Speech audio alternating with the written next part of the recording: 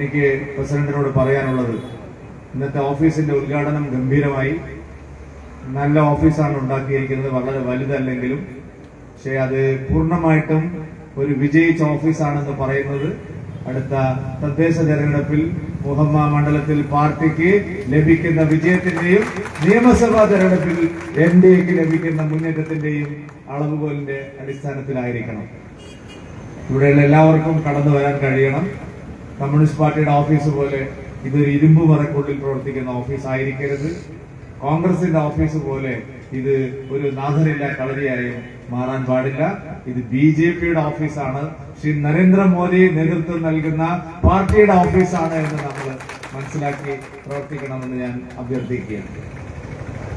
മുഹമ്മയിൽ വരുമ്പോൾ പ്രത്യേകിച്ച് ആലപ്പുഴ ജില്ലയിൽ ഇന്നലെയും ഇന്നുമായി ആലപ്പുഴയിലെ 2 ജില്ലകളിലും സംഘടനാ ജില്ലകളിലും പലയിടങ്ങളിലും പോകാനുള്ള അവസരം എനിക്ക് കിട്ടി.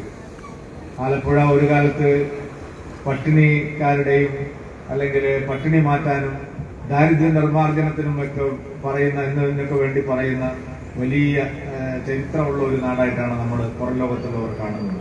സത്യം അതല്ലെങ്കിലും വലിയ പോരാട്ടങ്ങൾ പാവപ്പെട്ടവർക്ക് വേണ്ടി നടന്നു എന്ന് രേഖപ്പെടുത്തിയിട്ടുള്ള ഒരു നാടാണ്. ആ ഒരു ജില്ലയിൽ ഇന്നിപ്പോ ജനങ്ങള് കാണുന്നത് എന്താണ്? കേരളത്തിലുടനീളം ദാരിദ്ര്യ നിർമ്മാർജ്ജനത്തിന് പരിശ്രമിച്ചു ഞങ്ങളുടെ സർക്കാർ എന്ന് പറയാൻ ഒരു PR പ്രചാരവേലയിലൂടെ നടത്തേണ്ടി വന്ന ഒരു ഗതികേടിലേക്ക് നമ്മുടെ കേരളത്തെ മാറ്റിയിരിക്കുന്നു ഇപ്പോഴത്തെ സർക്കാർ.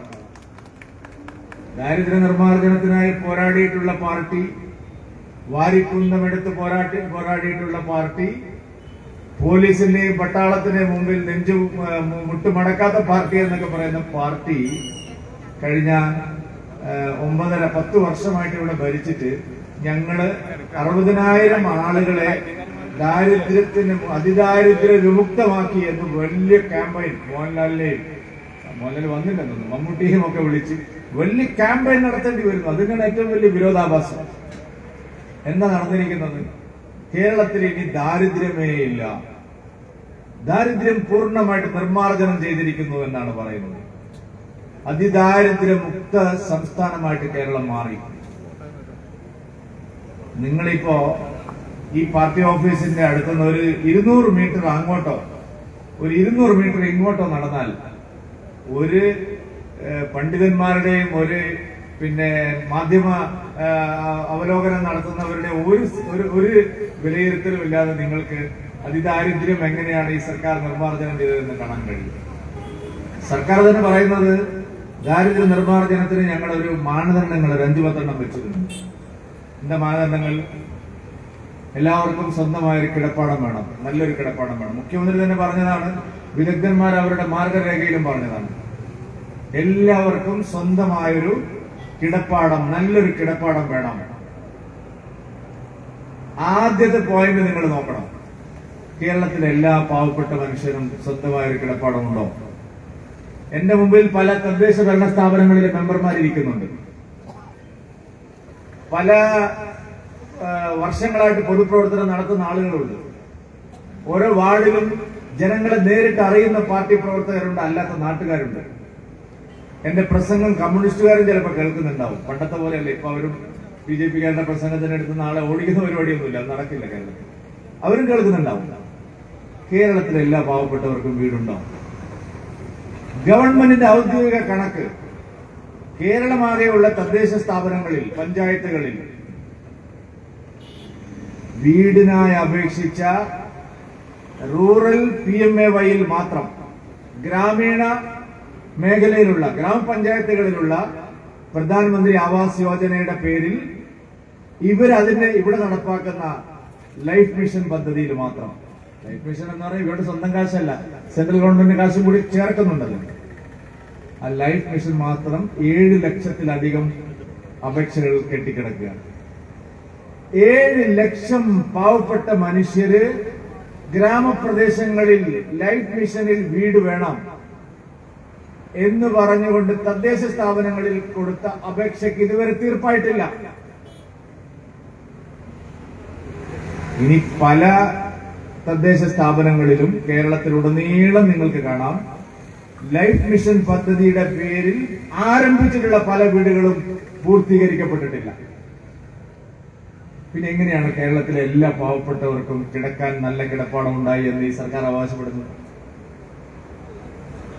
നമ്മളൊരു 100 മീറ്റർ അങ്ങോട്ടും അല്ലെങ്കിൽ 200 മീറ്റർ അങ്ങോട്ടും ഒരു 200 മീറ്റർ ഇങ്ങോട്ടും നടന്നാൽ സ്വന്തമായി വീടില്ലാത്ത സാധാരണ മനുഷ്യരെ നിങ്ങൾക്ക് കാണാം. ഇനി അഥവാ നിങ്ങൾ അതിന് കുറച്ചുകൂടി നടന്നാൽ വെറും ടാർപോളിൻ വിരിച്ച് അതിനകത്ത് കഴിയുന്ന പച്ച മനുഷ്യരെ നിങ്ങൾക്ക് കാണാം. ഞാൻ ഈ കഴിഞ്ഞ ലോക്സഭയിൽ വയനാട് മത്സരിച്ച ഒരു പൊതുപ്രവർത്തകനാണ്. വയനാട്ടിലുടനീളം എനിക്ക് കാണാൻ കഴിഞ്ഞു ഈ നാട്ടിലെ ഏറ്റവും അടിസ്ഥാന ജനവിഭാഗമായിട്ടുള്ള ആദിവാസി പിന്നോക്ക ജനവിഭാഗങ്ങളിൽപ്പെട്ട നൂറുകണക്കിന് ആളുകൾക്ക് സ്വന്തമായ ഒരു കിടപ്പാടമില്ല. എന്ത് മാനദണ്ഡമാണ് നിങ്ങൾ മിസ്റ്റർ പിണറായി വിജയൻ ഈ കേരളത്തെ മുഴുവൻ ഞങ്ങളുടെ അതിദാരിദ്ര്യമുക്തമാക്കി എന്ന് ഇത്ര ഒരു PR പ്രചരണത്തിലൂടെ നിങ്ങൾക്ക് പറയാൻ കഴിയുന്നതിന്റെ അവകാശവാദത്തിന്റെ യാഥാർത്ഥ്യം? എവിടെയാണ് കേരളം അതിദാരിദ്ര്യ വിമുക്തമായത്? ഒരു കാര്യം ഉറപ്പാണ്, കേരളത്തിൽ ഇന്ന് ആരും പട്ടിണി കിടന്ന് മരിക്കുന്നില്ല. പട്ടിണി മരണങ്ങൾ നമ്മുടെ നാട്ടിലില്ല. ഈ നാട്ടിലെ ഒരു പൗരനും, കേരളത്തിലെ ഒരു പൗരനും പട്ടിണി കിടന്ന് മരിക്കുന്നില്ല. ഇതിന് ആരാണ് ഉത്തരവാദി? അഭിമാനത്തോടെ BJPക്ക് പറയാൻ കഴിയും, കേരള സംസ്ഥാനത്ത് ഒരു പൗരനും ഭക്ഷണം കിട്ടാതെ പട്ടിണി കിടന്ന് മരിക്കുന്നില്ലെങ്കിൽ അതിന് കടപ്പെട്ടിരിക്കുന്നത് മറ്റാരോടുമല്ല, ശ്രീ നരേന്ദ്ര ദാമോദർ ദാസ് മോദിയോടും കേന്ദ്ര സർക്കാരിനോടുമാണ്. എന്താണ്? എല്ലാ വീട്ടിലും 35 കിലോ അരി ദാരിദ്ര്യരേഖയ്ക്ക് താഴെയുള്ള എല്ലാ പൗരന്മാർക്കും വീടുകാർക്കും ഫ്രീ ഓഫ് കോസ്റ്റ് എത്ര വർഷമായിട്ട് മോദി കൊടുത്തു? 1 രൂപയുടെ ചെലവ് ഇതിന് സംസ്ഥാന ഗവൺമെന്റിനുണ്ടോ? 1 രൂപയുടെ ചെലവ് സംസ്ഥാന ഗവൺമെന്റിനില്ല. ദാരിദ്ര്യരേഖയ്ക്ക് താഴെയുള്ള നിങ്ങൾ അതിദരിദ്രന്മാരെന്ന് പറയുന്ന കേരളത്തിലെ ലക്ഷക്കണക്കിന് വീടുകളിൽ മുടങ്ങാതെ ഇന്ന് പട്ടിണി കൂടാതെ ആളുകൾക്ക് കഴിയാന്റെ കാരണക്കാരിലൊരാൾ മോദിയാണ്. പണ്ടുകാലത്ത് നമുക്കൊക്കെ നമ്മുടെ സ്വന്തം റേഷൻ കട AD നമ്പർ ഇത്ര അല്ല AS നമ്പർ ഇത്ര അതിൽ വെച്ചിട്ടായിരുന്നു അല്ലെ? നമ്മുടെ എവിടെയാണെങ്കിലും നമ്മുടെ വീട്ടിന്റെ അടുത്തുള്ള റേഷൻ കടയിൽ പോയിട്ട് നമുക്ക് അരിയും ഗോതമ്പും മണ്ണെണ്ണയും വാങ്ങാൻ പറ്റുമായിരുന്നു. മോദി പറഞ്ഞു ഇല്ല, ഇന്ത്യയിലെ ഏത് പൗരനും റേഷൻ കാർഡിൽ പേരുള്ള ഏത് പൗരനും ഇന്ത്യയിലെ ഏത് റേഷൻ കടയിൽ നിന്നും നിങ്ങൾക്ക് റേഷൻ വാങ്ങാം. ഇല്ലേ? 1 ഇന്ത്യ 1 റേഷൻ കാർഡ്. ഇന്ന് അതിഥി തൊഴിലാളികളായി ഇവിടെ വരുന്ന ആളുകൾക്ക് പോലും ഇന്ത്യയിൽ എവിടെ റേഷൻ കാർഡ് ഉണ്ടെങ്കിലും നിങ്ങൾക്ക് റേഷൻ അരിയും ഗോതമ്പും ഭക്ഷ്യധാന്യങ്ങളും കിട്ടുമെന്നുള്ളത് കൊണ്ടാണ് പട്ടിണി മരണം ഇല്ലാതായത്. അല്ല പിണറായി വിജയൻ വല്ലതും ചെയ്തിട്ടാണോ? പിണറായി വിജയൻ അതിദാരിദ്ര്യ നിർമ്മാർജ്ജനത്തിനായി സ്വന്തം ഖജനാവിൽ നിന്ന് കാശെടുത്ത് ചെലവാക്കിയത് എത്രയാണ്? വലിയൊരു കണക്ക് ഇന്നലെ പറഞ്ഞിട്ടുണ്ട്. 1000കണക്കിന് കോടി രൂപ ചെലവഴിച്ചിട്ടാണ്. പിണറായി വിജയൻ പറഞ്ഞ മറ്റൊരു പ്രധാനപ്പെട്ട മാനദണ്ഡം എല്ലാവർക്കും ശുദ്ധമായ കുടിവെള്ളം നിങ്ങൾ എത്തിച്ചു എന്നുള്ളതാണ്. എവിടുന്ന്? ആര്? എല്ലാവർക്കും ശുദ്ധമായ കുടിവെള്ളം ഇന്ന് കേരളത്തിലെ ദരിദ്രന്മാർക്ക് യാഥാർത്ഥ്യമായതിന് ഏറ്റവും പ്രധാനപ്പെട്ട കാരണം കഴിഞ്ഞ 70 വർഷം നിങ്ങൾ നടപ്പാക്കിയ കുടിവെള്ള പദ്ധതികളല്ല. നിങ്ങൾ ജപ്പാൻ കുടിവെള്ള പദ്ധതി, ആ പദ്ധതി, ഈ പദ്ധതി, പല പദ്ധതികൾ നടപ്പാക്കിയിട്ടുണ്ട്. ഇന്ന് കേരളത്തിലെ അതിദരിദ്രന്മാർക്ക് ശുദ്ധമായ വെള്ളം പൈപ്പിൽ ലഭിക്കുന്നതിന് കാരണക്കാരൻ ആരാണെന്ന് ചോദിച്ചാൽ അത് ശ്രീമാൻ നരേന്ദ്രമോദിയാണ്. പ്രധാനമന്ത്രി നടപ്പാക്കുന്ന ജൽജീവൻ മിഷൻ. തൊട്ടപ്പുറത്തല്ലേ, കുറച്ചങ്ങോട്ട് പോയ കുട്ടനാടല്ലേ. നിങ്ങൾ എത്ര 70 കൊല്ലമായില്ലേ ഇവിടെ ഭരിക്കുന്നത്? കുട്ടനാട്ടിലെ സാധാരണക്കാരന് ശുദ്ധജലം ഇപ്പോൾ ലഭ്യമാവുന്നുണ്ടെങ്കിൽ അത് മോദി സർക്കാരിന്റെ പദ്ധതി കാരണമാണ്. നിങ്ങൾ മലിനജലമാണ് അവരെ കുടിപ്പിച്ചുകൊണ്ടിരുന്നത്. മലിനജലമാണ് നിങ്ങൾ കുട്ടനാട്ടിലെ ആലപ്പുഴയിലെ ഓരോ പൗരനും നിങ്ങൾ നൽകിക്കൊണ്ടിരുന്നത്. അല്ലെ? സത്യം അതല്ലേ? നിങ്ങൾ പറയുന്ന അതിദാരിദ്ര്യ വിമുക്തമായി എങ്ങനെ? എല്ലാവർക്കും ആരോഗ്യ പരിരക്ഷ ഞങ്ങൾ നൽകുന്നു. ആളുകൾ ഇന്ന് ഏറ്റവും മികച്ച ആരോഗ്യ പരിരക്ഷ ഏത് ഗവൺമെന്റാണ് ലോകത്ത് നൽകുന്നത്? ഏറ്റവും മികച്ച ആരോഗ്യ പരിരക്ഷയ്ക്ക് 1 രൂപ ചെലവില്ലാതെ ഒരു വർഷം ഒരു പൗരന്, ഒരു വ്യക്തിക്ക് 5 ലക്ഷം രൂപ വരെയുള്ള ഇൻഷുറൻസ് ലഭ്യമാവുന്ന ഒരേ ഒരു ആരോഗ്യ സുരക്ഷാ കാർഡ് ശ്രീ നരേന്ദ്രമോദി നടപ്പാക്കുന്ന ആയുഷ്മാൻ ആരോഗ്യ ഇൻഷുറൻസ് ആണ് എന്നുള്ളത് ഇവിടെ ആർക്കാണ് ബോധ്യപ്പെടാത്തത്? വെള്ളം, ഭക്ഷ്യധാന്യങ്ങൾ, വീട്, കറണ്ട്, സിലിണ്ടർ, അങ്ങനെ നിങ്ങൾ ഏതെല്ലാം തരത്തിലാണ് അതിദാരിദ്ര്യത്തിൽ നിന്നൊരു ജനതയെ മോചിപ്പിക്കാൻ നിങ്ങൾ പരിശ്രമിക്കുന്നത്, അതിനെല്ലാം അടിസ്ഥാനപരമായ പദ്ധതികൾ നടപ്പാക്കിയ ഗവൺമെന്റാണ് മോദിയുടെ സർക്കാർ. 25 കോടി ജനങ്ങളെയാണ് പ്രിയപ്പെട്ടവരെ കഴിഞ്ഞ 11 വർഷം കൊണ്ട് നരേന്ദ്രമോദി എന്ന് പറയുന്ന ആ അമാനുഷ്യൻ ഈ രാജ്യത്ത് ദാരിദ്ര്യരേഖയ്ക്ക് മുകളിലാക്കിയിരിക്കുന്നത്. അതിൽ കവിഞ്ഞ് എന്താണ് നിങ്ങൾ അതിദാരിദ്ര്യ വിമുക്തമായി കേരളത്തെ പ്രഖ്യാപിക്കാൻ സർക്കാർ ചെലവിൽ നടപ്പാക്കിയിട്ടുള്ളത്? നിങ്ങളുടെ 30,000 രൂപയുടെ ഇൻഷുറൻസ് പദ്ധതി കൊണ്ടാണോ? നിങ്ങളുടെ കാരുണ്യ പദ്ധതി ഇപ്പൊ എവിടെ പോയി? എന്താ ഇവിടെ നടപ്പാക്കാത്തത്?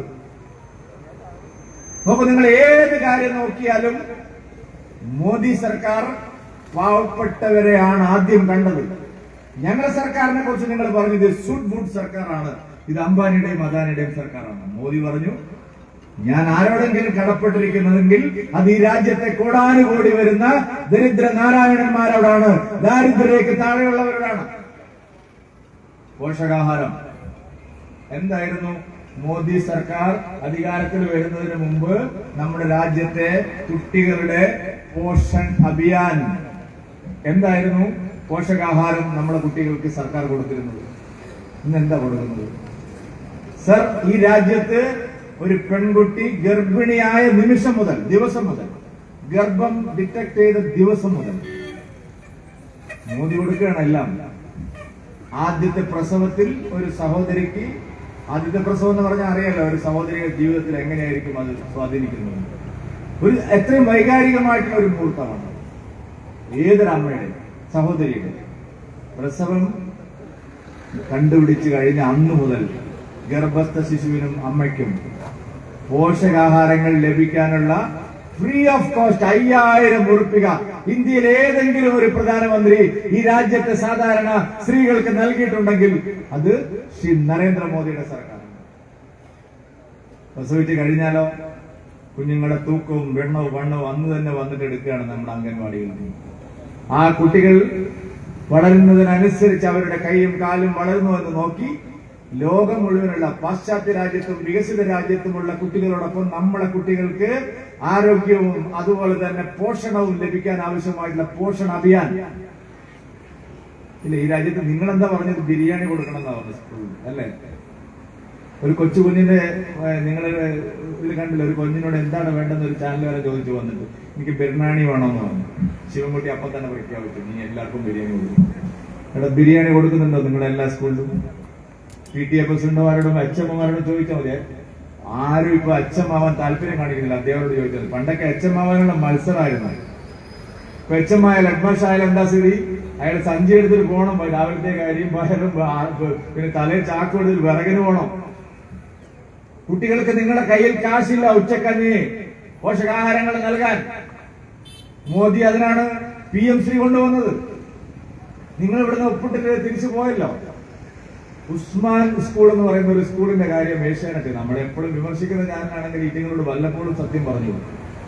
ഉസ്മാൻ സ്കൂളിന്റെ ഹെഡ്മാസ്റ്ററുടെ ഒരു ഇന്റർവ്യൂ ഉണ്ടായിരുന്നു. കാണാത്തവർ കാണണം. ഞാനത് എന്റെ ഫേസ്ബുക്കിൽ ഞാനത് റീപ്രൊഡ്യൂസ് ചെയ്തിട്ടുണ്ട്. ഉസ്മാൻ സ്കൂളിന്റെ അധ്യാപകൻ ഒന്നാം തരം ഒരു കമ്മ്യൂണിസ്റ്റുകാരനാണ്. മാഹിയിലാണ്, മാഹിയിലെ ഉസ്മാൻ സ്കൂൾ. അവിടെ PM ശ്രീ തുടങ്ങി. ഇവരിവിടെ പ്രചരിപ്പിക്കുന്ന ഞങ്ങളുടെ സ്കൂളിലെല്ലാം സ്മാർട്ട് ക്ലാസ്സുകൾ തുടങ്ങിയില്ല. ആര്?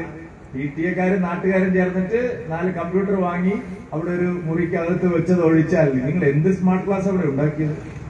ഉസ്മാൻ സ്കൂളിലെ അധ്യാപകൻ പറയുന്നു കമ്പ്യൂട്ടർ ഉണ്ടായിരുന്നു, പക്ഷെ അത് ഫിറ്റ് ചെയ്യാനുള്ള അടിസ്ഥാന സൗകര്യം പോലും ഉണ്ടായിരുന്നില്ല. ഞങ്ങള് PM ശ്രീയിൽ ഒപ്പിട്ടതോടുകൂടി എല്ലാം നടന്നു. ഞങ്ങൾക്കിപ്പോ നല്ല സ്മാർട്ട് ക്ലാസ് ആയി, നല്ല റിക്രിയേഷൻ ക്ലാസ് ആയി. കുട്ടികൾക്ക് കളിക്കാനും ചിരിക്കാനും സർഗാത്മകത വളർത്താനുള്ള പ്രത്യേകം ഹോളായി. ഞങ്ങളുടെ ഗ്രൗണ്ട് വിപുലമാക്കി. നല്ല കായിക മത്സരങ്ങളിൽ പങ്കെടുക്കാൻ കുട്ടികളെ പ്രേരിപ്പിച്ചു. ഉച്ചയ്ക്ക് നല്ല ഉച്ചഭക്ഷണം. എന്നിട്ട് അദ്ദേഹം പറയാണ് ഒരു കൊല്ലം ഇതെല്ലാം കഴിഞ്ഞ് റിക്കറിംഗ് എക്സ്പെൻഡിച്ചർ ആയിട്ട് 1 കോടിയാണ് കൊടുക്കുന്നത് ഒരു സ്കൂളിന്. അക്കാഡമിക് ഇയർ കഴിയാനായിട്ട് ഞങ്ങൾക്ക് 45 ലക്ഷം രൂപയെ ചെലവായിട്ടുള്ളൂ. ബാക്കി 55 ലക്ഷം രൂപ ഞങ്ങളുടെ സ്കൂളിന്റെ പേരിൽ ഇവിടെ കിടക്കുകയാണ്. നോക്കണേ, ഇത്രയും നല്ലൊരു പദ്ധതി, എല്ലാ ചെലവും കഴിഞ്ഞ് എല്ലാ സൗകര്യങ്ങളും കൊടുത്തിട്ട് 1 കോടി രൂപ റിക്കറിംഗ് എക്സ്പെൻഡിച്ചറായിട്ട് നമ്മുടെ സ്കൂളിന്റെ ബാക്കി കാര്യങ്ങൾ നടത്താൻ വേണ്ടി മോദി കൊടുക്കുകയാണ്. അല്ലാതെ ഇവർ വല്ലതും കൊടുത്തിട്ടാണ്. എന്നിട്ട് ആ പദ്ധതിയിൽ നിന്നാണ് ഇവർ പിന്മാറിയിരിക്കുന്നത്.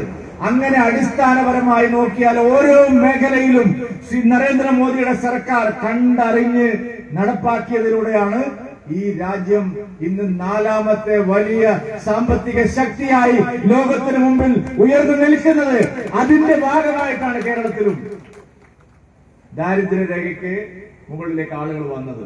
എന്നിട്ട് കുറെ PR ഏജൻസികളെ വെച്ച് സിനിമാ നടന്മാരെയൊക്കെ വിളിച്ചു വരുത്തി ഞങ്ങൾ ദാരിദ്ര്യ വിമുക്തമായി എന്ന് പറയുകയാണ്. 5,91,737 പേർ ദാരിദ്ര്യമുക്തരല്ല എന്ന് 1.5 മാസം മുമ്പാണ് നമ്മുടെ ഭക്ഷ്യകാര്യ മന്ത്രി പറഞ്ഞിരിക്കുന്നത്. പെട്ടെന്ന് അവർ പറയുന്ന 60,000 പേരെ ഉണ്ടായിരുന്നുള്ളൂ. ഇപ്പൊ എല്ലാം റെഡിയായിരുന്നു. നമ്മളൊന്നും അവകാശപ്പെട്ടിട്ടില്ല. നമ്മൾ പറഞ്ഞെന്താണ്, ദാരിദ്ര്യരേഖയ്ക്ക് മുകളിൽ 25 കോടി ആളുകൾ വന്നു. പക്ഷെ അവരുടെ എല്ലാ അടിസ്ഥാന പ്രശ്നങ്ങളും അതോടെ പരിഹരിച്ചിട്ടില്ല. അതിനാവശ്യമായ നിരന്തര പ്രവർത്തനങ്ങളാണ് കേന്ദ്ര സർക്കാർ നടപ്പാക്കിക്കൊണ്ടിരിക്കുന്നത്. സംസ്ഥാന ഗവൺമെന്റ് ആവട്ടെ തെരഞ്ഞെടുപ്പ് അടുക്കുമ്പോൾ ഇതുപോലുള്ള ഓരോ പ്രചാരണങ്ങളുമായിട്ട് വരികയാണ്. രാജ്യത്തെ തൊഴിലാളികൾക്ക് ആരാണ് ആനുകൂല്യങ്ങൾ നൽകിയത്? കമ്മ്യൂണിസ്റ്റ് പാർട്ടി പറഞ്ഞത് ഞങ്ങൾ തൊഴിലാളികളുടെ പാർട്ടിയാണെന്നാണ്. ഏതാണ് കമ്മ്യൂണിസ്റ്റ് പാർട്ടിയുടെ തൊഴിലാളി? കമ്മ്യൂണിസ്റ്റ് പാർട്ടിയുടെ തൊഴിലാളി എന്ന് പറയുന്നത് സംഘടിത തൊഴിലാളിയാണ്, ട്രേഡ് യൂണിയൻ ഉള്ള തൊഴിലാളിയാണ്, അല്ലെ? മോദിയുടെ തൊഴിലാളി എന്ന് പറയുന്നത് സംഘടിത തൊഴിലാളി മാത്രമല്ല, അസംഘടിത തൊഴിലാളി. ഇന്ത്യയിൽ ഏതെങ്കിലും ഒരു സർക്കാർ അസംഘടിത തൊഴിലാളികൾക്ക് പെൻഷൻ തീരുമാനിച്ചിട്ടുണ്ടെങ്കിൽ അത് നരേന്ദ്രമോദിയുടെ സർക്കാരാണ്, മറ്റൊരു സർക്കാരുമല്ല. അസംഘടിത തൊഴിലാളിക്ക് പെൻഷൻ ഒരു സ്വപ്നമായിരുന്നു. മോദിയുടെ സർക്കാർ അത് നടപ്പാക്കി. അസംഘടിത തൊഴിലാളിക്ക് ESI ആശുപത്രിയിൽ ചികിത്സ. നിങ്ങൾ ഏതെങ്കിലും സർക്കാർ കേട്ടിട്ടുണ്ടോ? ഓട്ടോറിക്ഷ ഡ്രൈവർമാർക്ക് ESI ആനുകൂല്യം കൊടുത്തത് ഏത് സർക്കാരാണ്? മോദിയുടെ സർക്കാർ, കമ്മ്യൂണിസ്റ്റ് സർക്കാരല്ല. ഓട്ടോറിക്ഷ ഓടിക്കുന്ന സാധാരണ തൊഴിലാളിക്ക് ESI ആനുകൂല്യം തീരുമാനിച്ചതും അവന് പെൻഷൻ ആനുകൂല്യം നടത്താൻ തീരുമാനിച്ചതും മോദിയുടെ സർക്കാർ. 60 വയസ്സ് കഴിഞ്ഞ് അവനും വാങ്ങാം പെൻഷൻ. എത്ര നല്ല കാര്യങ്ങൾ. മോദി സർക്കാർ വരുമ്പോ എന്തായിരുന്നു അംഗൻവാടി ടീച്ചർ കിട്ടിക്കൊണ്ടെന്നാണത് അറിയാം. ഇവിടെ പലരും ഇരിക്കുന്നുണ്ടല്ലോ. മോദി സർക്കാർ വരുമ്പോ ആശാ വർക്കർമാർക്ക് എത്രയായിരുന്നു ഓർഡർ അറിയാം. ഇപ്പൊ എത്രയാണ് കിട്ടിക്കൊണ്ടിരിക്കുന്നത്? ഇവിടുത്തെ ED പോസ്റ്റ്മാൻമാരുടെ ശമ്പളം എന്തായിരുന്നു? മോദി സർക്കാർ വരുമ്പോൾ ഉണ്ടായിരുന്ന തൊഴിലുറപ്പ് തൊഴിലാളികളുടെ കൂലി എത്രയായിരുന്നു? ഇപ്പൊ എത്രയാ കൂലി ഉണ്ടായിരുന്നു? എല്ലാ മേഖലകളിലും പാവപ്പെട്ടവർ എവിടെയെല്ലാം ഉണ്ടോ അവരുടെ എല്ലാം കണ്ടറിഞ്ഞ് കാര്യങ്ങൾ നടപ്പാക്കുന്ന ഒരു സർക്കാരാണ് മോദിയുടെ സർക്കാർ. അല്ലാതെ നിങ്ങളെപ്പോലെ ഈ തട്ടിപ്പ് വിദ്യയുമായിട്ട് നടക്കുന്ന സർക്കാരല്ല. 1,600 രൂപ ഞങ്ങൾ കൂട്ടിയതിനു ശേഷമാണ് ഇപ്പൊ പ്രഖ്യാപിച്ചിരിക്കുന്നത് ആശാ വളണ്ടിയർമാർക്ക് 1000 രൂപ കൂട്ടി കൊടുക്കാം. എന്നിട്ട് ഇത്രയും കാലം കൊടുക്കാതിരുന്നു. ഇനി 3 മാസം കൊടുത്താൽ മതിയല്ലോ. കടം വാങ്ങിയിട്ട് 3 മാസം കൊടുത്താൽ അപ്പോഴത്തേക്ക് ഇലക്ഷൻ ആവും. ഒരു ഗഡ് പഞ്ചായത്ത് ഇലക്ഷന് മുമ്പ് പെൻഷൻ 2000 ആക്കിയെന്നാണ് പറയുന്നത്. 2 ഗഡ് മാർച്ചിൽ. നല്ല കാന ബുദ്ധിയാണ് പിണറായി വിജയന്റെ. ഏപ്രിൽ ആകുമ്പോൾ ഇലക്ഷൻ ആയില്ലേ, പിന്നെ എന്തിനെ പറ്റി അവർക്ക് എന്തെങ്കിലും ആലോചിക്കേണ്ടി വരും. അങ്ങനെയുള്ള ചെപ്പടി വിദ്യകളിലാണ് LDF സർക്കാർ നിൽക്കുന്നതെങ്കിൽ മോദി സർക്കാർ കാര്യങ്ങളെല്ലാം ജനങ്ങളോട് തുറന്നു പറഞ്ഞുകൊണ്ട് ശരിയായ മാറ്റമാണ്. എല്ലാത്തിനെയും നിങ്ങൾ ആദ്യം എതിർക്കും മോദി നടപ്പാക്കുന്നത്. ഇപ്പൊ PM3 എതിർക്കല്ലേ? പണ്ടെന്തായിരുന്നു ട്രാക്ടർ തടഞ്ഞവരാണ് ഇവർ, അല്ലേ? ആ BS അച്യുതാനന്ദൻ എന്ന് പറയുന്ന മുഖ്യമന്ത്രിയുടെ പാർട്ടി നേതൃത്വത്തിൽ എത്ര കവുങ്ങും വാഴയും വെട്ടി ഇവർ നശിപ്പിച്ചതാണ്. പിന്നെ ട്രാക്ടർ തടഞ്ഞു. ട്രാക്ടറെ വന്നാൽ പിന്നെ ഇവിടെ വേറെ നെല്ലുണ്ടാവില്ല. നെല്ലുണ്ടാവാത്തൊരു കാരണം നിങ്ങൾ തന്നെയല്ലേ. ട്രാക്ടർ തടഞ്ഞു, കമ്പ്യൂട്ടർ തടഞ്ഞു, ഡിജിറ്റലൈസേഷൻ തടഞ്ഞു, ആധാർ കാർഡ് തടഞ്ഞു, ഇലക്ട്രോണിക് വോട്ടിംഗ് മെഷീൻ വേണ്ടെന്ന് പറഞ്ഞു, കമ്പ്യൂട്ടർ വൽക്കരണം വേണ്ടെന്ന് പറഞ്ഞു, എല്ലാം പറഞ്ഞു. ഇപ്പൊ PM3 വേണ്ട, ഒപ്പിട്ടത് തിരിച്ചു പോവാണെന്നാണ് പറയുന്നത്. ബിനോയ് വിശ്വത്തിന്റെ മകൾ എവിടെയാ പഠിക്കുന്നത്? അമേരിക്കയിലെ വിദേശ വിദ്യാഭ്യാസമാണ്. നമുക്ക് നിങ്ങളുടെ ഇവരുടെ ഹിപ്പോക്രസി എന്ന് പറയുന്നത്. ബിനോയ് വിശ്വത്തിന്റെ മകൾ പഠിക്കുന്നത് എവിടെയാ?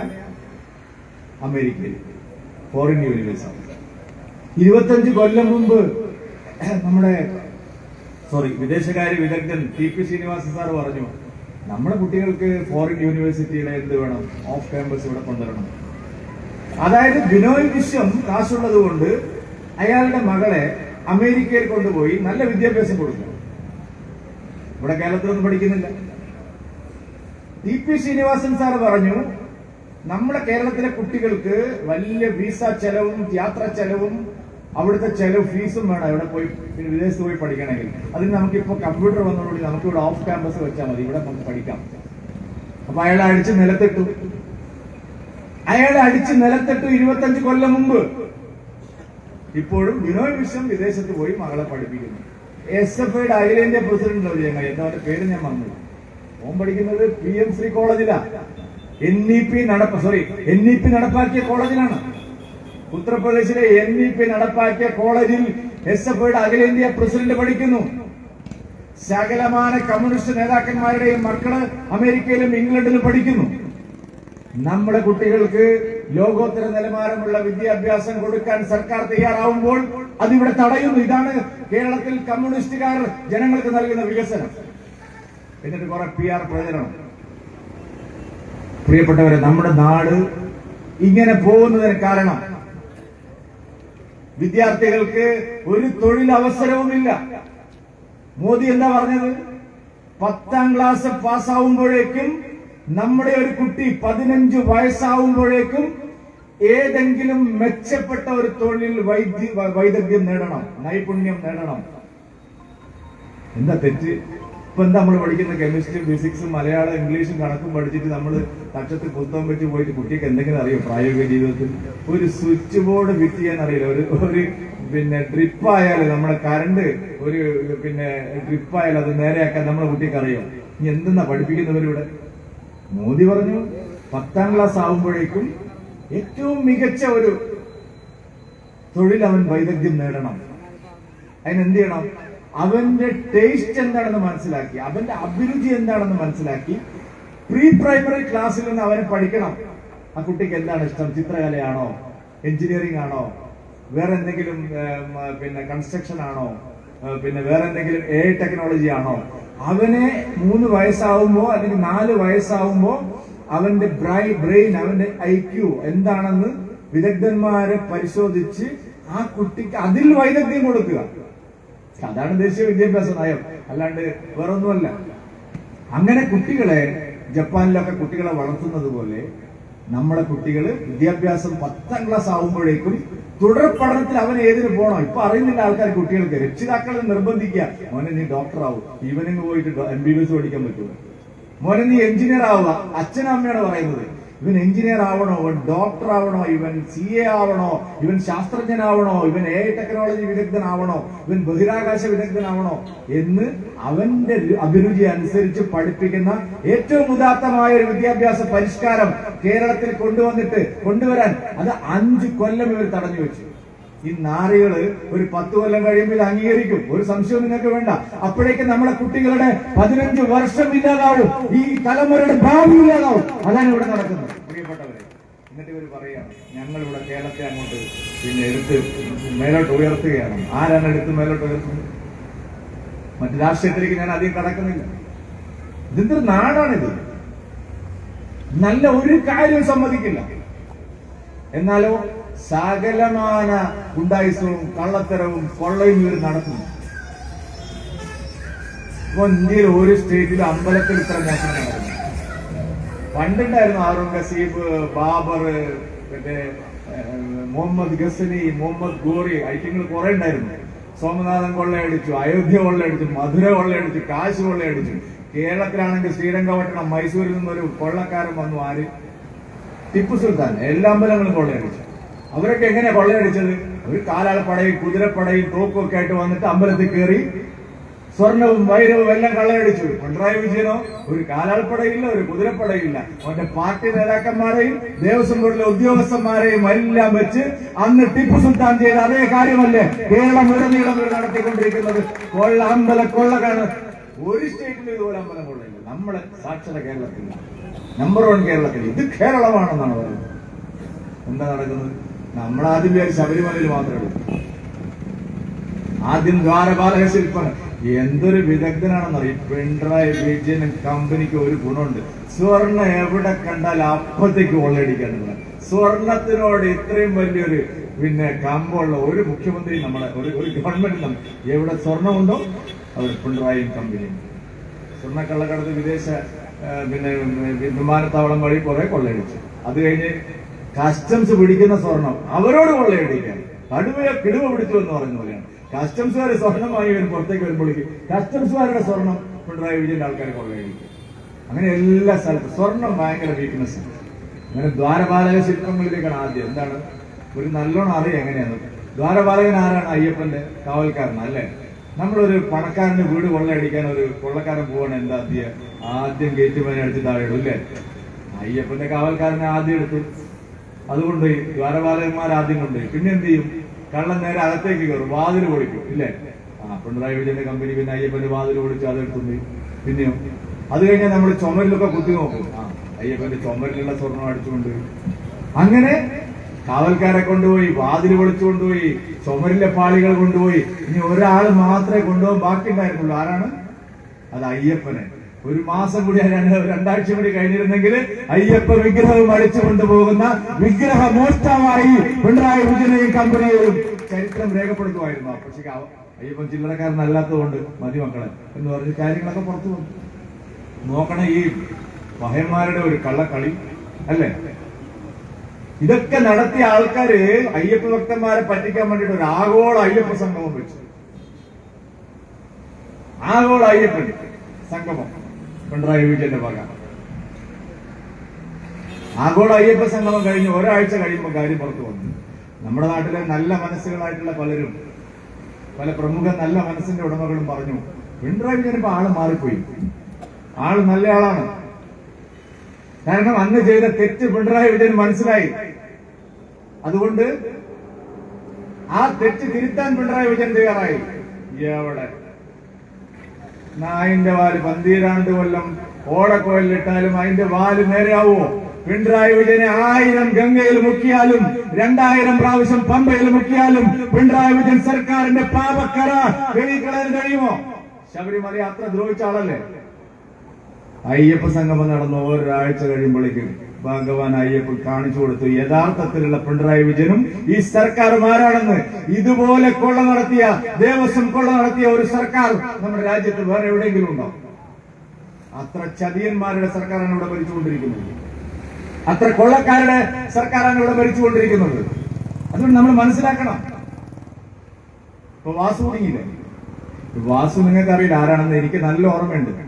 ആ ശബരിമല സമരം നടക്കുമ്പോ ഈ വാസുവിനൊരു മകനുണ്ട്, അവനാണ് ഡിവൈഎസ്പി, അറിയില്ലേ അന്ന്. അവനെ വിട്ടിട്ടല്ലേ നമ്മുടെ ആൾക്കാരെ മുഴുവൻ, NDA പ്രവർത്തകരെ, RSS BJP പ്രവർത്തകരെ മുഴുവൻ അന്ന് വേട്ടയാടാൻ മുമ്പിലുണ്ടായിരുന്ന ആളാണ്. എന്നിട്ട് എന്താ അച്ഛൻ അവിടെ ഇരുന്ന് കൊള്ളയടിക്കല്ലേ, എഴുതി കൊടുക്കല്ലേ. സ്വർണം ചെമ്പാക്കുന്ന വിദ്വാൻ എഴുതി കൊടുക്കുന്ന വാസു. വേറൊരുത്തരുണ്ട് പത്മകുമാർ. അന്ന് എന്തായിരുന്നു സൂചിപ്പിക്കല്? ഇവരെല്ലാം അടിച്ചു മാറ്റി കൊണ്ടുപോയി. നിങ്ങൾ വിചാരിക്കുന്നുണ്ടോ ഇവര് മാത്രം അടിച്ചു മാറ്റിയതാണെന്ന്? പത്മകുമാറും വാസുവും ഇത് അടിക്കണമെങ്കിൽ അതിന്റെ മുകളിലിരിക്കുന്ന കടകംപള്ളിക്കും പിന്നെ ഇരുന്ന വാസുവിന് ഇത് അറിയില്ലെന്നാണോ നിങ്ങൾ വിചാരിക്കുന്നത്? ഇവരെല്ലാം അറിഞ്ഞുകൊണ്ടുള്ള കൊള്ളയാണ് ഇവിടെ നടന്നത്. ഒരു ക്ഷേത്രം മാത്രമല്ല, കേരളത്തിലെല്ലായിടത്തും ക്ഷേത്രങ്ങൾ കൊള്ളയടിക്കാൻ ഗൂഢാലോചന നടന്നിരുന്നു. അതല്ലേ വൈക്കത്ത് നമ്മൾ കണ്ടത്, അതല്ലേ ശാസ്താംകോട്ടയിൽ നമ്മൾ കണ്ടത്, അതല്ലേ ഗുരുവായൂരിൽ നാം കണ്ടത്, അതല്ലേ ബാലുശ്ശേരി കോട്ടയിൽ നാം കണ്ടത്. ഏത് ക്ഷേത്രത്തിലെ സ്വർണമാണ് കവർ ചെയ്യാതെ പോയിരിക്കുന്നത്? ഇവരാള് ചില്ലറക്കാരല്ല. 10 കൊല്ലം മുമ്പ് ഇവർ ആലോചിച്ചതാ, ഞാൻ വെറുതെ പറയുന്നതല്ല. VS അച്യുതാനന്ദനുണ്ടല്ലോ, അന്ന് മുഖ്യമന്ത്രി ആയിരുന്നപ്പോ പത്മനാഭസ്വാമി ക്ഷേത്രത്തിലെ സ്വർണം മുഴുവൻ എടുത്ത് ഖജനാവിൽ നിക്ഷേപിക്കണമെന്ന് പറഞ്ഞ ആളാണ് VS അച്യുതാനന്ദൻ. അന്ന് അവർ ഗൂഢാലോചന നടത്തിയതാണ്. പക്ഷെ അന്ന് തിരുവിതാംകൂറിലെ ഹിന്ദുക്കൾ ഞങ്ങൾ കക്ഷി രാഷ്ട്രീയത്തിനപ്പുറത്ത് എല്ലാ സമുദായ നേതാക്കളും ഒറ്റക്കെട്ടായി നിന്ന് പത്മനാഭസ്വാമി ക്ഷേത്രത്തിലെ സ്വർണം എടുക്കാൻ പാടില്ല എന്നുള്ള ശക്തമായ നിലപാടെടുത്തത് കൊണ്ടാണ് ആ പത്മനാഭസ്വാമി ക്ഷേത്രത്തിലേക്കുള്ള സ്വർണം അന്ന് എടുക്കാൻ പറ്റാതെ പോയത്. അപ്പൊ അതുകൊണ്ട് ഇവരിത് ആദ്യം പ്ലാൻ ചെയ്താണ്. പെണ്ണുങ്ങളെ ശബരിമലയിൽ കയറ്റുക, അതിന്റെ മറവിൽ പ്രശ്നങ്ങൾ ഉണ്ടാവുക, ആ ക്രമസമാധാനം തകരുക, അതിനിടയിൽ സ്വർണം മോഷ്ടിക്കുക. ഇതെല്ലാം നടന്നത്. ഒരു വശത്ത് സ്വർണ്ണക്കൊള്ള, മറുവശത്ത് വർഗീയ പീഡനം, മറുവശത്ത് ഭരണവിരുദ്ധ ജനവിരുദ്ധമായ ഭരണങ്ങൾ ഈ നാട്ടിൽ നടക്കുന്ന കാര്യങ്ങളാണ്. വേറെ ഒരു സംസ്ഥാനത്തും ഇല്ലാത്ത തരത്തിലുള്ള അരാജകത്വമാണ് കേരളത്തെ നയിക്കുന്നത്. കോൺഗ്രസ് ആണെങ്കിൽ ആ എല്ലാ കള്ളത്തരങ്ങളും കൂട്ടുനിൽക്കുക. അതുകൊണ്ട് അഴിമതി അവസാനിക്കണമെങ്കിൽ, ശരിയായ വികസനം നമ്മുടെ നാടിന് വരണമെങ്കിൽ, നമ്മുടെ കുട്ടികൾക്ക് നല്ല വിദ്യാഭ്യാസവും തൊഴിലും കിട്ടണമെങ്കിൽ ഒരൊറ്റ മോചന മന്ത്രമേ ഉള്ളൂ. അത് മോദിയുടെ മോചന മന്ത്രമാണ്, മോദിയുടെ വികസന കാഴ്ചപ്പാടാണ്. അതാണ് കേരളത്തിൽ ഭാരതീയ ജനതാ പാർട്ടി വികസിത കേരളം എന്ന് പറയാൻ കാരണം. അല്ലാതെ ഇത് പുതിയ ആരും കണ്ടുപിടിച്ചതല്ല. വികസിത കേരളം എന്ന് BJP പറയുന്നത് മോദി മോഡൽ ഓഫ് ഡെവലപ്മെന്റ്. കേരളത്തിന്റെ വികസനം മോദിയുടെ മാതൃക. അതിവിടെ നടപ്പാവണം. അത് നടപ്പാവണമെങ്കിൽ എന്ത് വേണം? കേരളത്തിലും ഒരു ഡബിൾ എഞ്ചിൻ സർക്കാർ വേണം. അതിന് മുന്നോടിയായി എന്ത് വേണം? തദ്ദേശ സ്ഥാപനങ്ങളിൽ NDAക്ക് വിജയം വേണം. ഇപ്പൊ ഞാൻ വെറുതെ പറയുന്ന വിചാരിക്കേണ്ട. അപ്പൊ എന്തെല്ലാം പദ്ധതി മോദി കൊടുക്കുന്നുണ്ട്? ഈ കുടുംബശ്രീ ഉണ്ടല്ലോ, അതിൽ ഈ ലോൺ കൊടുക്കുന്നുണ്ട്. അതാരാ കൊടുക്കുന്ന അതിന്റെ പൈസ? ഇവിടുത്തെ എല്ലാ കുടുംബശ്രീകളിലൂടെയും സെൽഫ് ഹെൽപ്പ് ഗ്രൂപ്പുകളിലൂടെയും സ്വയം തൊഴിൽ കണ്ടെത്തി സംരംഭങ്ങൾ വർദ്ധിപ്പിക്കാൻ സ്ത്രീകളെ സഹായിക്കുന്ന പ്രോജക്ട് മോദിയുടെ ധനസഹായമാണ്, കേന്ദ്രത്തിന്റെ. അല്ലാതെ ഇയാളെ കാശില്ല. പക്ഷെ കുടുംബശ്രീകളെ ഉപയോഗിച്ചുകൊണ്ട് അവരിതെല്ലാം പിണറായി വിജയൻ സർക്കാർ ചെയ്യുന്നതാണെന്നാണ് പറയുന്നത്. അല്ല, മോദി ചെയ്യുന്നതാണ്. ഇവിടുത്തെ കൃഷിഭവനിൽ നിങ്ങൾ ചെന്ന് നോക്കിയാൽ ആരാ വളത്തിന് സബ്സിഡി കൊടുക്കുന്നത്? മോദി വരുന്നതിന് മുമ്പ് യൂറിയയുടെ വില എന്തായിരുന്നു? മോദി സർക്കാർ വരുന്നതിന് മുമ്പ് രാസവളങ്ങൾക്കും അതുപോലെ ജൈവവളങ്ങൾക്കും അവര് ചെയ്തുകൊണ്ടിരുന്നത്. നമ്മളെന്താ ചെയ്തത്? നമ്മുടെ സർക്കാർ കൊടുക്കുന്നതാണ്. മിൽമ പാൽ സൊസൈറ്റിയിൽ മിൽക്ക് സൊസൈറ്റികളിൽ പാൽ അളക്കുന്ന കർഷകരോട് നിങ്ങൾ ചോദിക്കും. പുറമേ നിന്നുള്ള കാറ്റിൽ ഫീഡിനേക്കാളും 600 രൂപ കുറച്ച് ആര് കൊടുക്കുന്ന കാശാണ്? സെൻട്രൽ ഗവൺമെന്റ് കൊടുക്കുന്ന കാശാണ്. അവിടെ കറവ യന്ത്രത്തിനുള്ള സബ്സിഡി ആര് കൊടുക്കുന്നതാണ്? സെൻട്രൽ ഗവൺമെന്റ് കൊടുക്കുന്നതാണ്. അവിടെ തൊഴുത്തിനകത്തിരുന്ന മാറ്റിനുള്ള സബ്സിഡി ആര് കൊടുക്കുന്നതാണ്? മോദി കൊടുക്കുന്നതാണ്. കേന്ദ്രം കൊടുക്കുന്നതാണ്. നിങ്ങൾ അന്വേഷിക്കാൻ പണം എവിടുന്നാണ്? ഇതിങ്ങളെക്കാൾ കാശുണ്ടായിട്ടാണോ? ഓരോ കൃഷിക്കാരനും ഡ്രോൺ ഉപയോഗിച്ചുള്ള കൃഷിക്കുള്ള സൗകര്യങ്ങൾ, ട്രാക്ടർ സൗജന്യം ആര് കൊടുക്കുന്നതാണ്? മോദി സർക്കാർ കൊടുക്കുന്നു. എന്നാൽ ഇതെല്ലാം കൊടുക്കുമ്പോഴും ഇതെല്ലാം ഫെഡറൽ ഭരണഘടന അനുസരിച്ച് സ്റ്റേറ്റ് വഴിയാണ്, അത് തദ്ദേശ ഭരണ സ്ഥാപനങ്ങൾ വഴിയാണ് ഗുണഭോക്താക്കളെ നിശ്ചയിക്കുന്നത്. അവിടെ വരുമ്പോൾ രാഷ്ട്രീയമാണ് കേരളത്തിൽ. ശരിയായ ഗുണഭോക്താവിന് കിട്ടുന്നില്ല. അപ്പൊ എന്ത് ചെയ്യണം? തദ്ദേശ ഭരണ സ്ഥാപനങ്ങളിൽ BJPക്കും BDJSനും മെമ്പർമാരുണ്ടാവണം, ഭരണം ഉണ്ടാവണം. അപ്പൊ യഥാർത്ഥ ഗുണഭോക്താക്കൾക്ക് കിട്ടും. എല്ലാ ആനുകൂല്യങ്ങളും സാധാരണക്കാരന് കിട്ടും. അപ്പൊ കമ്മ്യൂണിസ്റ്റുകാരുടെ ഈ വഞ്ചനാപരമായ നിലപാടുകളെ നടപ്പാക്കാൻ സാധിക്കുന്നു. നാഷണൽ ഹെൽത്ത് മിഷൻ, ഞാൻ ഒറ്റ പോയിന്റ് കൂടി പറഞ്ഞ് അവസാനിപ്പിക്കുകയാണ്. നമ്മൾ പറഞ്ഞില്ല ആരോഗ്യരേഖയിൽ കേരളം മെച്ചപ്പെട്ടു. അത് ആയുഷ്മാൻ ഭാരത് മാത്രമല്ല, നാഷണൽ ഹെൽത്ത് മിഷൻ ആയിരക്കണക്കിന് കോടി രൂപയാണ് കേരളത്തിലേക്ക് ഓരോ കൊല്ലവും കേന്ദ്ര സർക്കാർ കൊടുക്കുന്നത്. ഇവിടുത്തെ പ്രാഥമിക ആരോഗ്യ കേന്ദ്രം മുതൽ മെഡിക്കൽ കോളേജ് വരെ സർജിക്കൽ ഉപകരണങ്ങൾ വാങ്ങുന്നത്, നഴ്സുമാർക്ക് ശമ്പളം കൊടുക്കുന്നത്, അവിടുത്തെ ഹെൽത്ത് വർക്കേഴ്സിന് ശമ്പളം കൊടുക്കുന്നത്, മരുന്ന് വാങ്ങുന്നത്, ഡോക്ടർമാർക്ക് ശമ്പളം കൊടുക്കുന്നത് എല്ലാം ദേശീയ ആരോഗ്യ നയത്തിന്റെ പണം കൊണ്ടാണ്, നാഷണൽ ഹെൽത്ത് മിഷന്റെ പണം കൊണ്ടാണ്. നടപ്പാക്കുന്നത് സ്റ്റേറ്റ് ഗവൺമെന്റ് ആണ്. അവര് അത് ദുരുപയോഗം ചെയ്യുന്നുണ്ട് എന്നുള്ള കാര്യം ഞാൻ വിസ്മരിക്കുന്നില്ല. കാരണം നമ്മുടെ ഭരണഘടന അങ്ങനെയാണ്. നാഷണൽ ഹെൽത്ത് മിഷൻ ഒരു കാര്യം ഗ്രാമീണ മേഖലയിൽ നടപ്പാക്കുമ്പോൾ ആരോഗ്യ പ്രവർത്തകർ ചെന്ന് വീടുകൾ പരിശോധിക്കുമ്പോൾ ഗുണഭോക്താക്കളെ നിശ്ചയിക്കുമ്പോൾ അവിടെ രാഷ്ട്രീയമാണ്. അതുകൊണ്ട് സർവ മേഖലകളിലും വികസനം അതിന്റെ ശരിയായ അർത്ഥത്തിൽ നടപ്പാകണമെങ്കിൽ കേരളത്തിൽ മറ്റു മാർഗങ്ങളില്ല. എല്ലാ തദ്ദേശ സ്ഥാപനങ്ങളിലും NDAക്ക് ഭരണം കിട്ടണം, അല്ലെങ്കിൽ NDAക്ക് നല്ല നിലയിൽ മെമ്പർമാരുണ്ടാവണം. അതിനാവശ്യമായ പരിശ്രമം നമ്മൾ ആദ്യം നടത്തണം. അത് കഴിഞ്ഞ് നിയമസഭ.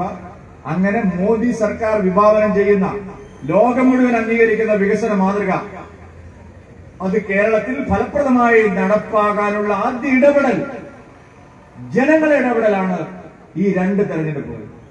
BJPയും BDJSും അടങ്ങുന്ന NDA അതിന് പാകപ്പെട്ട് കഴിഞ്ഞിരിക്കുന്നു. നിങ്ങൾക്ക് കേരളത്തിൽ വിജയിക്കാൻ കഴിയില്ല മോനെ BJP-ക്കാരായ എന്ന് പറഞ്ഞ് നിങ്ങൾക്ക് ബാലികേറ മലയാണ് കേരളം എന്ന് പറഞ്ഞവരോട് അല്ല, ഇത് ബാലികേറ മലയല്ല, കേരളം ഞങ്ങൾക്ക് ജയിക്കാൻ കഴിയുന്ന സ്റ്റേറ്റ് ആണ് എന്ന് തെരഞ്ഞെടുപ്പിലൂടെ ജനങ്ങൾക്ക് മുമ്പ് തെളിയിച്ച പാർട്ടി മുന്നണിയാണ് BJP. ലോക്സഭാ തെരഞ്ഞെടുപ്പ് അതിന്റെ ഒരു ചുവടുവെപ്പ് മാത്രമാണ്. തദ്ദേശ തെരഞ്ഞെടുപ്പിൽ അതിന്റെ പൂർണ്ണ അർത്ഥത്തിൽ നമുക്ക് അത് വിജയിപ്പിക്കാൻ കഴിയണം. പിന്നീട് വരുന്ന നിയമസഭാ തെരഞ്ഞെടുപ്പിൽ അതിന്റെ പ്രയോജനം കേരള ജനതയ്ക്ക് കിട്ടണം, നമുക്ക് വേണ്ടിയിട്ടാണ്. അതിനുള്ള പരിശ്രമമാവട്ടെ നമ്മുടെ ഓരോ നീക്കവും എന്ന് ഞാൻ നിങ്ങളോട് പറയാൻ ആഗ്രഹിക്കുകയാണ്. ഈ ഓഫീസും ഇവിടുത്തെ പ്രവർത്തകരും, ഇവിടുത്തെ NDA പ്രവർത്തകരെല്ലാം നമ്മുടെ എല്ലാ പരിപാടികളും BJP ലേബലിലല്ല, NDA ലേബലിലാണ്. ഒരു ബൂത്തിലും വാർഡിലും മുതൽ സംസ്ഥാന തലം വരെ നമ്മുടെ എല്ലാ നടപടികളും NDA-യുടെ നേതൃത്വത്തിലാണ്. ഞാൻ ഇവിടുത്തെ ഓരോ BJP BDJS പ്രവർത്തകരോടും എന്റെ അഭ്യർത്ഥന, 2015 നമ്മൾ നടത്തിയ ആ പരീക്ഷണം, ചില ആളുകൾക്ക് ഇപ്പോഴും ഒരു സംശയമുണ്ട് നമ്മൾ ശക്തമായ ഒരു മുന്നണിയാണെന്ന്. പക്ഷെ നമ്മൾ ഇന്നൊരു 20% വോട്ടിലേക്ക് കേരളത്തിൽ NDA എത്തിയിട്ടുണ്ടെങ്കിൽ അതിന് പിന്നിൽ ശരിയായ തലച്ചോറുകൾ പ്രവർത്തിച്ചിട്ടുണ്ട്.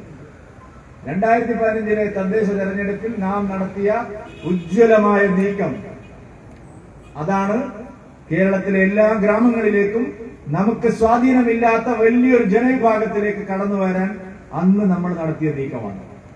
അതിനുശേഷം 2020 നമുക്ക് തദ്ദേശ സ്ഥാപനങ്ങളിൽ നല്ല മുന്നേറ്റം ഉണ്ടായതും 24 ലോക്സഭാ തെരഞ്ഞെടുപ്പിൽ അജയ്യമായ ഒരു ശക്തിയായി NDA മാറിയതും ആ പരിശ്രമത്തിന്റെ കൂടി ഫലമാണ്.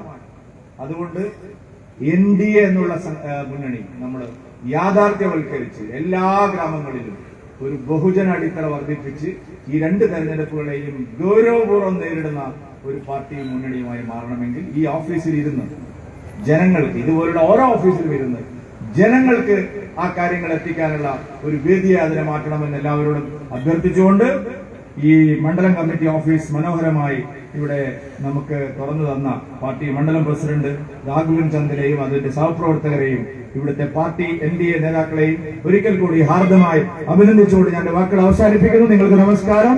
ഭാരത് മാതാ കി. ആദരണീയനായ BJP-യുടെ മുൻ അധ്യക്ഷൻ ശ്രീ സുരേന്ദ്രജിക്ക് മുഹമ്മ മണ്ഡലത്തിന്റെ ഒരു ആദരവ് നൽകുകയാണ്.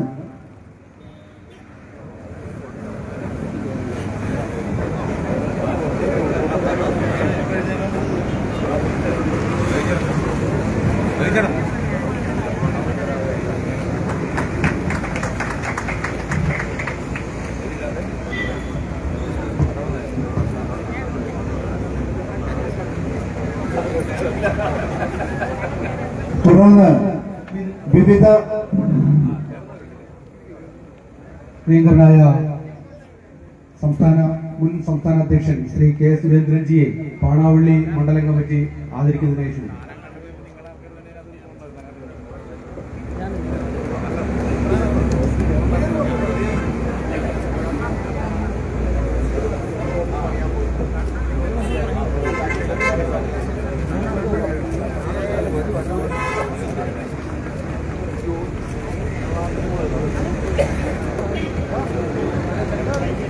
തുടർന്ന് വിവിധ രാഷ്ട്രീയ പാർട്ടിയിൽ നിന്നും BJP-യിലേക്ക് അംഗത്വം എടുക്കുന്നതിന് വേണ്ടി ശ്രീ സുരേന്ദ്രജിയിൽ നിന്നും ഷാളണിയിച്ച് സ്വീകരണം ഏറ്റുവാങ്ങിക്കുന്നതിന് വേണ്ടി അവരെ ഈ വേദിയിലേക്ക് ക്ഷണിക്കുകയാണ്. ശ്രീ മണിലാൽ VK, മുൻ ബ്ലോക്ക് സെക്രട്ടറി, അരൂർ മണ്ഡലം. Shri Prasad KP, retired ASI. Shyamkumar CPM-ൽ നിന്ന് കടന്നു വന്നിരിക്കുന്നു. ശ്രീ NK ചന്ദ്രൻ, കോൺഗ്രസ് പാർട്ടിയിൽ നിന്ന് വന്നിരിക്കുന്നു. ശ്രീ ജോസ് കൊച്ചുവേലി.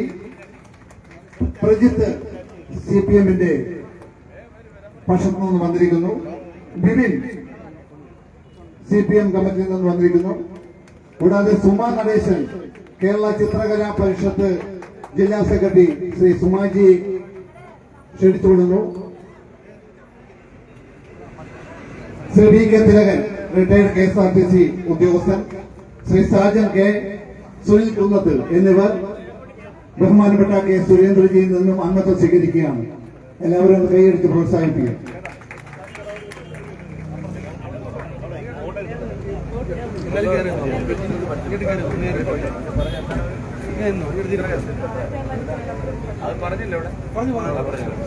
ശ്രീ സുമാ നടേശൻ കേരള ചിത്രകലാ പരിഷത്തിന്റെ ജനറൽ സെക്രട്ടറിയാണ്.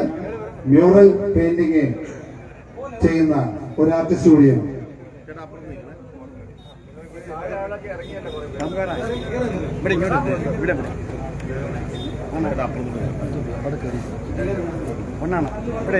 അതുപോലെ വി കെ തിലകൻ, റിട്ടയർഡ് KSRTC ഉദ്യോഗസ്ഥൻ ഷാജൻ സുൽക്കുന്നത്ത്, ബിപിൻ പ്രജിത്ത് എന്നിവരെ ആദരണീയനായ ശ്രീ കെ സുരേന്ദ്രനിൽ നിന്നും ദേശീയ ജനാധിപത്യ സഖ്യത്തിലേക്ക് ഇവരെ സ്വാഗതം ചെയ്തുകൊള്ളുന്നു.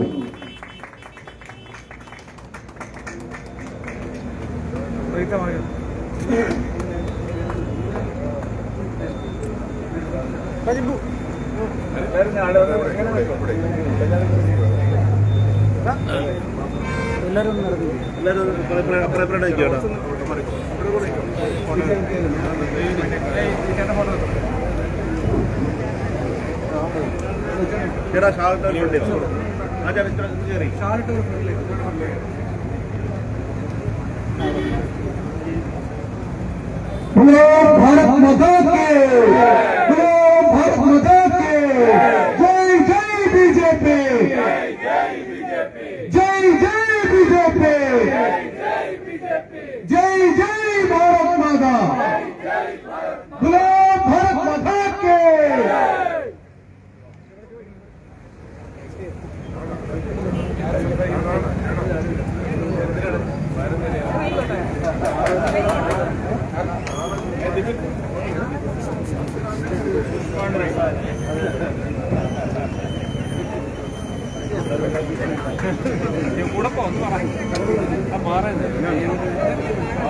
ആദരിക്കലല്ലേ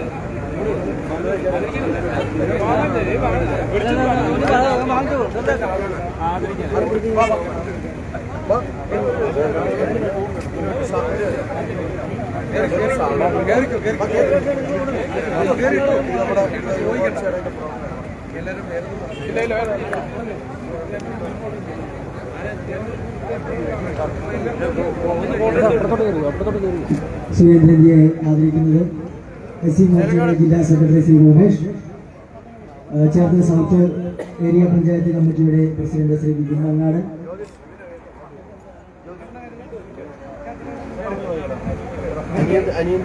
ഈ സമ്മേളനത്തിൽ നന്ദി രേഖപ്പെടുത്തുന്നതിനായി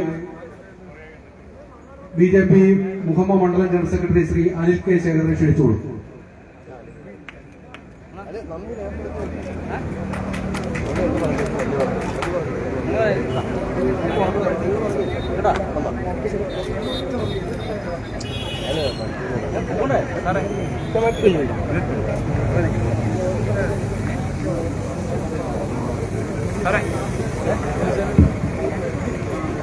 ഈ യോഗത്തിൽ പങ്കെടുത്ത എല്ലാവർക്കും ഒറ്റവാക്കിൽ നന്ദി രേഖപ്പെടുത്തിക്കൊണ്ട് നിർത്തുന്നു. നന്ദി, നമസ്കാരം.